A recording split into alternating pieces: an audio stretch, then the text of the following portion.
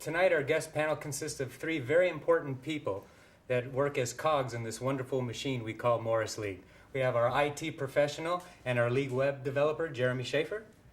We have our league administrator, Dominic Morris, and a current Morris League player, Jess Lima. Welcome, gentlemen. How are you doing today?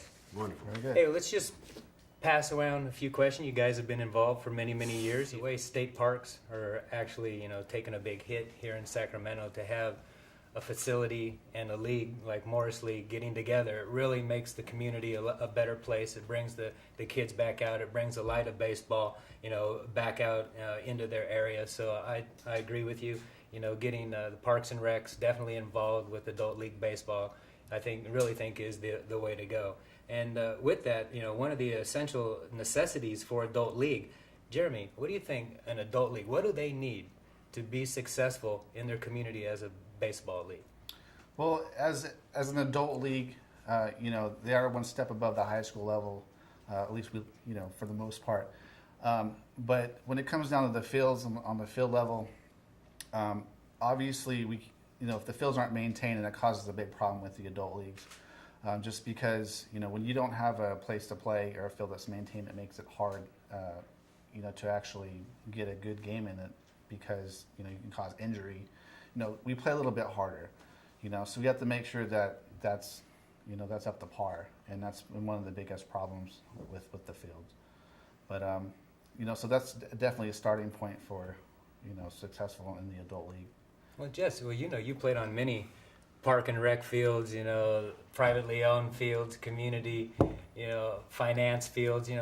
What do you see out there? What do you like playing? Honestly, what Dominic mentioned about it's really good for the community when it's on a public field and you're getting that interaction between the citizens and the community at large. And the more you can get, the better. And then it all kind of plays off one another. The better the league, the more competitive the league. That'll also draw people out, not only to play, but also to be spectators and to take in what you said, the shining light of baseball. To me, I've got that. It's a huge part of my life. That's why I'm still playing. But you can show that to other people, and then this baseball's always been around. It's part of this country's history, part of this country's foundation. So it can be used as a real focal point for a community. Success kind of breeds itself once you get going, and I think absolutely for us as players, the facilities mean a lot. So that means coming together as we're players, we're also citizens of these communities. So go to our parks and rec departments, go to the districts, the park and recreation districts, and kind of say, look, we're using these fields. How about you go the extra mile? We're going to be out there putting foot traffic in this area. Meet us halfway and kind of maybe take a little bit better care of it. So you're coming, from first-hand information, because I know a lot of you guys out there, you guys all play. We have two coaches as well as player coaches out there. We're always the first ones out there making sure the fields are in best shape, even though the city guys are out there. You guys definitely take pride in what we produce and what we play on. So, we want to thank you guys definitely for making our fields better for the teams out there involved with Morris League Baseball. But, our last question, you guys, like I said, player coach, player soon to be coach. You guys have all played on the same team or been on different teams playing against each other during the league. So, what have you seen? What does it take for a team to be successful in an adult league? I think if we have to choose one thing, just dealing a landscape of rec baseball, what I noticed to make a winning, a dominating team is really team commitment, practices. I think that, it's rec league, you pay your money and guys just want to play on the weekends or just come out and, get a hit and they'll be happy. But those usually not the teams that win. It's like you're trying to win in a rec setting, you really got to take it the extra mile. And I think it goes with having a dedicated coach too, a dedicated coach that's really willing to go the extra mile to make sure all his players accounted for and things like that. I don't think it's necessarily about the best guy out there. If you got like a ringer pitcher, a ringer hitter, I think you could win if you just got some solid guys that got good team chemistry and willing to go the extra mile to know how to win. And like with Jeremy, you've been taking control of the Dragons the past couple years. One thing that I've noticed about your team is maybe not this year, but you're the one consistent team where we get a lot of return players. So is that part of a chemistry thing? How do you get your players to come back? Well, normally, yes. We do have a lot of returning players coming back. But, essentially it comes down to whether or not your team bonds well together. That's what your players are going to determine whether or not they want to come back and play or not. So if they get along with everyone on the team, then they're more likely to come back because they know they work well together. Especially when you do well in the season. Like we did pretty good last year. We made it to the championship game, and, that was probably one of the best championship games we've had in the league. And everyone enjoyed that whole aspect of it. But working together, the building up to that point, they realized that, hey, they're a solid team, and we had a lot of committed players down there, help with that whole process. And, knowing that they're going to come back and be a strong team again, normally gets them coming back year after year, to play and continue in the league.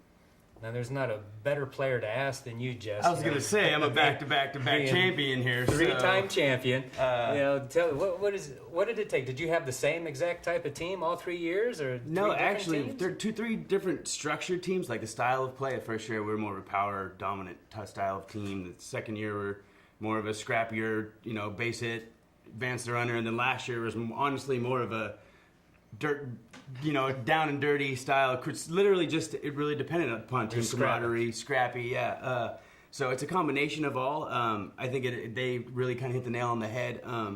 For us particularly, wanting to win, putting baseball first outside yourself and just saying, put the ego aside and say, I'm going to win this game no matter what. If it is laying down a bunt when the no-hitter, say the game's 1-0 and the other pitcher's got a no-hitter going, and maybe it's something that's not so you agree with, but you're going to do it because you're going to give yourself a base runner and you maybe get that chance to get that run across. So I think it's really a good mix of a lot of elements, but the really key thing is having fun. A couple key things are having fun while you're out there, because that again keeps players coming back, and having that drive and that goal in mind to be successful, and practicing coming together at least once a week helps tremendously, because so many guys aren't able to do that. Yeah, absolutely.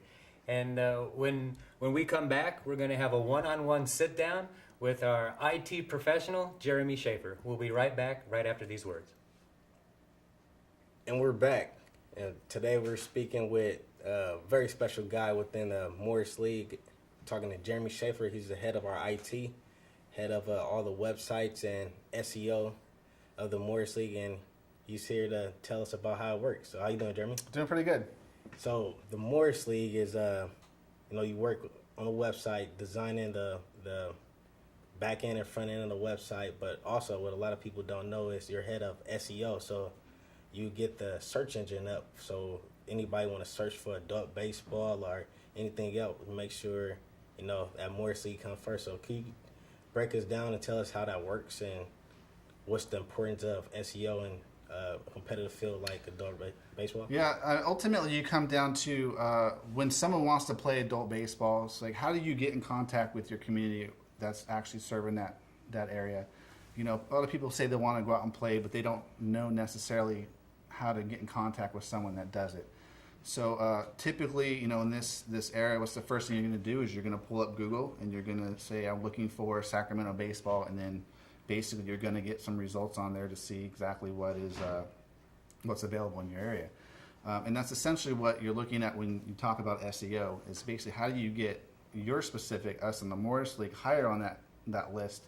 So when people do look for these Sacramento baseball, they say, hey, look, the first one up here is Morris League. I'm going to play with that league because, let's be honest, the people that are higher on the top of the list are the ones who get called first. So the higher you are, the more likely you are going to get better players.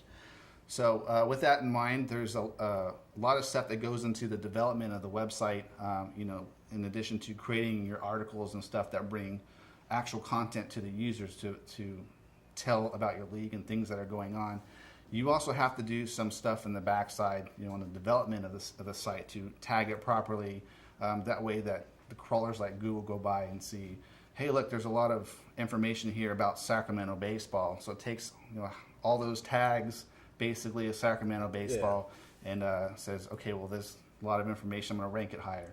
I know that's essential because when we first came on in 2008, we used to do the old method of getting player pool lists, calling up, cold calling guys and things like that. But once you introduced the whole, online aspect of searching, it was like a lot of guys was coming to us. And another aspect of it is our website, our actual website. It's very visual. It's a flash website. How do you describe the importance of web presence, online presence for, a physical product like baseball? Well, I believe it makes a big part on the aspect. If you look at a lot of the other leagues that are around this area, they have a very basic website, and they use it just for content. Hey, we got a game this day. We got, announcement here. With us, we have implemented a lot more on our website. We do have videos, we do have slideshows, we do have a lot of content there. And the reason is, if we have a lot of content, a lot of informational content to bring in, there's a lot of more information that people want to hear about. They don't necessarily just want to say, let me check the site and see what's going on in the league. They can actually stay there for a longer period of time because there's more relevant information for them to look at. Well, this day and age, it seems like everybody wants it faster, quicker, better. And with how big the social media is just taken off with your Foursquare, your Twitter, Instagram, Facebook, MySpace still, how are we incorporating that with our website? Well, we actually have in the works, we're going to be already started the development of our own social integration to our website. The idea is to basically give all the players and coaches and even the fan base to essentially have a place to log in and talk with each other the same way you kind of do on a social media site. But this is all around the league, so you would see different teams can talk together. You also have a separate section as well in addition to that, where your coaches and your management for your specific teams will have their own separate area where it's just team chatter and team communication. That way it's separate from everyone else. Yeah, that'll be good, because I know just from past experience, there's a lot of teams that use like public sites like e-teams and different online public sites, but it's kind of exciting for us to have our own one built in. I think that would be a nice little addition for guys that's signing up for the team. But also I want to talk to you about too, since we was talking about integration and things like that. I noticed that we scorekeep different now. We do it online now. Could you tell us a little bit about the app we use and why we're moving towards online? Well, when you're out on the baseball field, everything has always been paper, pencil, keeping track of the book. Now, people who actually keep score will know that not everybody does it exactly the same way, and that's fine, because if you're the only guy doing it, you're how it's done for you, so you can go back and take that information from the book and do what you want with it and analyze it.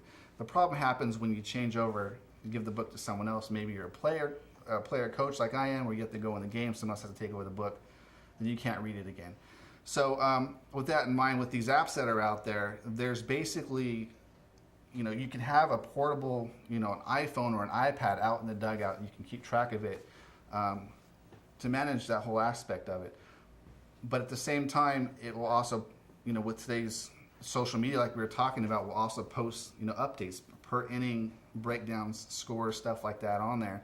So you have all that, and it eliminates a third, basically an extra step, because you're not having to go back and reanalyze that stuff if you want to give stats to your team.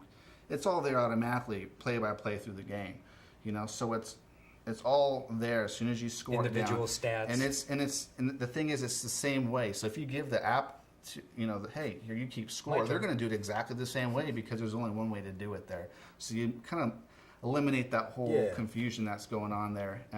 So not only is it easier for the coaches, it also comes out a little bit better when at the end you're doing the stats. And talking about these stats, these are not normal stats. These are more of the, I don't know, y'all like to call like the sabermetric type of stats, where it's more in depth of percentages and things like that could really tell you the value of your teammates, right?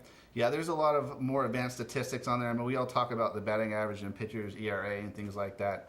A lot of the coaches will not just use that; they'll use WHIP, and they'll use on-base percentage as part of their players, which I think are better statistics in general. But in addition to that, you do have stuff like spray charts for batters. If you want to keep track of your players going down there, you want to see what the progression is from the last 6 at bats. As soon as you scored on the app, You can go back, you can see what the last at bat was, you can see the spray chart. So, as you get closer towards the end of the season or middle of the season, you can kind of see the trends of all your batters and kind of where they're hitting at, which is always a plus for coaches. That would be great for our all-star voting and just for overall in the Morris league. Fantasy. Morris Fantasy coming soon too. Thank you, Jeremy. Thank you for sharing. And for more apps and social networks, you can find this show right here on Instagram, on Facebook, and on Twitter. Just search at Morris League, and you can find the updates of our latest Sac Dugout show. This is our second edition of Sacramento Dugout. For Jeremy Schaffer, Dominic Morris, Jess Lima, and myself, we want to thank you. Have a wonderful evening, and good night.